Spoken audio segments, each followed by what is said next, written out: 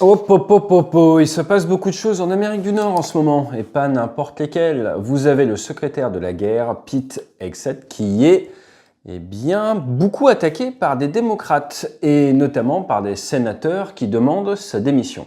Pourquoi? Eh bien à cause d'un drama très politisé en Amérique du Nord autour d'une frappe le 2 septembre 2025 au large du Venezuela qui pour certains serait tout simplement un crime de guerre et un ordre illégal.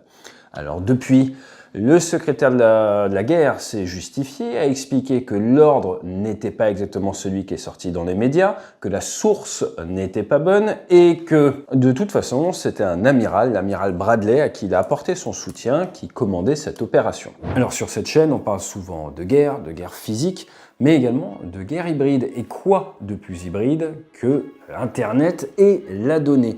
Et comme vous le savez probablement, entre 2023 et 2024, il y a eu plus de 211% de violations de données, d'après certaines études. Alors, en quoi cela peut vous impacter?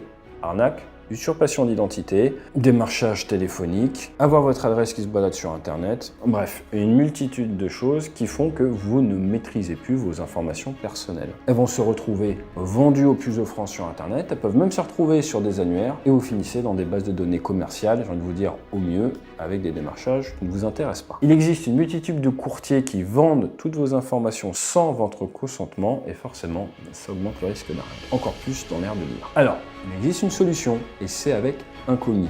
Incogni, leur objectif, c'est de réduire le risque d'arnaque pour vous, de protéger votre confidentialité sur Internet en supprimant tout ce qui traîne et de vous redonner la conscience de la situation sur où se sont retrouvées vos données. Pour ce faire, checklist, 3 étapes, très simples. En 1, suivez le lien, vous créez un compte. En 2, vous leur donnez l'autorisation d'aller chasser pour vous. À mon signal, déchaîne les enfers.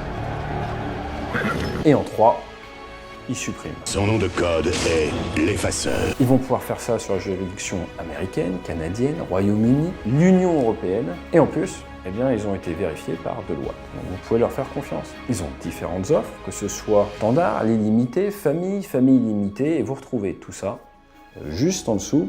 N'hésitez pas pour devenir inconnu. Jingle.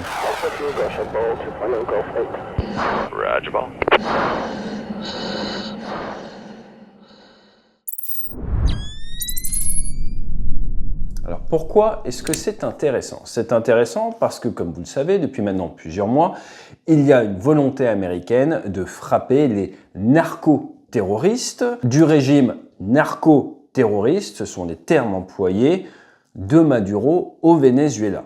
On se retrouve donc avec une vingtaine de frappes, certaines au large du Mexique, d'autres au large de la Colombie dans le Pacifique, encore d'autres dans le Caraïbe et une petite dizaine entre le Venezuela et la République dominicaine, frappes qui ont entraîné la mort de 83 personnes. Pourquoi est-ce que ça parle de crime de guerre dans ce cas-là? Eh bien tout simplement parce que la Convention de Genève, et les Américains doivent la suivre, même dans du ciblage de narco-terroristes, interdit d'achever des blessés. Et ça, je peux vous en parler. Dans mon unité, nous avons eu le cas en Irak, où nous avons dû avoir un Rafale Marine qui s'est mis en attente pendant de longues minutes, le temps d'attendre qu'un blessé, suite à une frappe, succombe à ses blessures pour pouvoir terminer la mission, qui était la destruction d'un véhicule en particulier. Ça peut paraître très bizarre, ça peut paraître pas très humain, mais c'est prévu dans le texte, et dans les armées occidentales, que dit la loi, que dit le texte, il faut la respecter.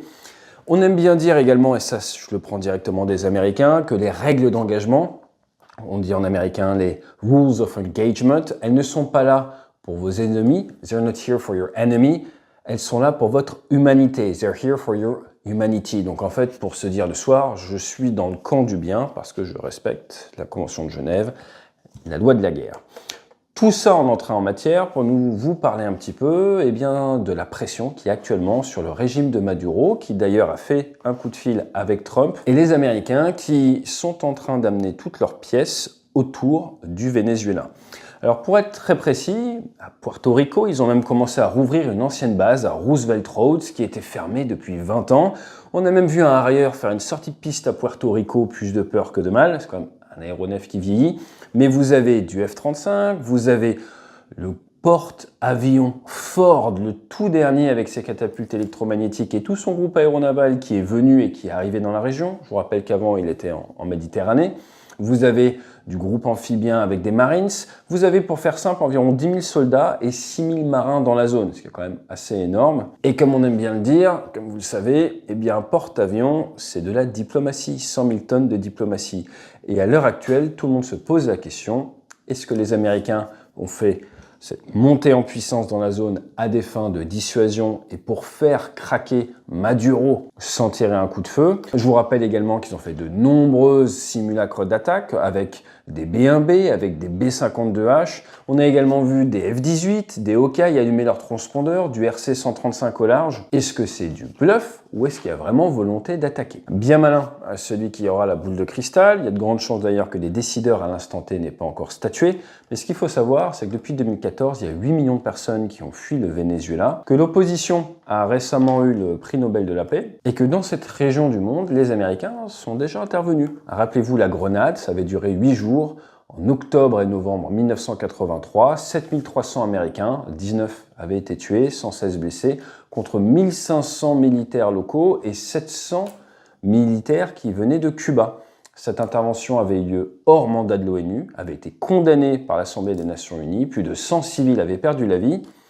Et la justification pour cette invasion, c'était la protection et la sauvegarde des citoyens américains. Il y en avait à peu près 1000 sur l'île de la Grenade, dont 650 à l'université de médecine. La deuxième ligne dans la justification, c'était restaurer la loi après un coup d'État gangster gauchiste. Alors, c'est des justifications qui sont assez intéressantes en vue de ce qui se passe en Europe depuis quelques années. Toujours est-il, pour l'anecdote, lors de l'invasion de la Grenade, le colonel Tortolo, qui était le chef des Cubains, avait reçu ordre de se battre jusqu'au bout. Au final, il a perdu 24 hommes, il allait se réfugier dans l'ambassade du RSS. Et pour le punir, Fidel Castro l'a envoyé en Angola, où il y avait la guerre et où il est décédé. Maintenant, ce qu'il faut savoir d'un point de vue macro, c'est qu'il y a moins 91% de déplacement de drogue au niveau de la mer des Caraïbes, d'après les déclarations officielles américaines.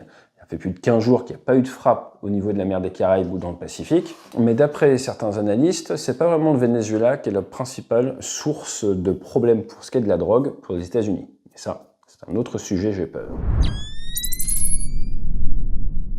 Alors, qu'est-ce que l'on peut dire sur cette situation? Je vous rappelle que le Venezuela est un des pays qui a les plus fortes ressources pétrolières au monde. Elles sont juste difficiles d'accès et de forage. Les Russes ont récemment envoyé, mais les Chinois également, des militaires, des observateurs, des conseillers dans le pays. Et avec une force comme ça au large du Venezuela, quelles sont les options sur la table pour les décideurs politiques?